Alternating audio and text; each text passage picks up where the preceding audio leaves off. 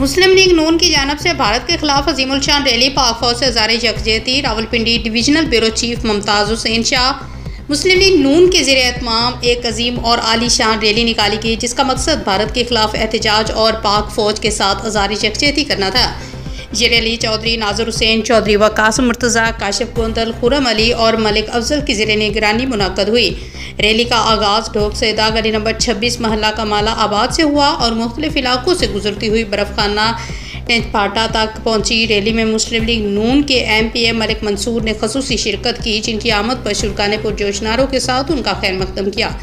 Rally में शरीक आवाम की कसीर तादाद ने पाक फौज जिंदाबाद और भारत मुर्दाबाद के फलक शगाफ नारे लगाए, जबकि मुस्लिम लीग नून के मुकामी रहनुमाओं ने अवामी खिताब में पाक फौज की कुर्बानियों को खराज तहसीन पेश किया। अवामी जोश व जज्बा काबिल दीद था और हर उम्र के अफराद ने कौमी यकजहती के जज्बे के साथ भरपूर शिरकत की।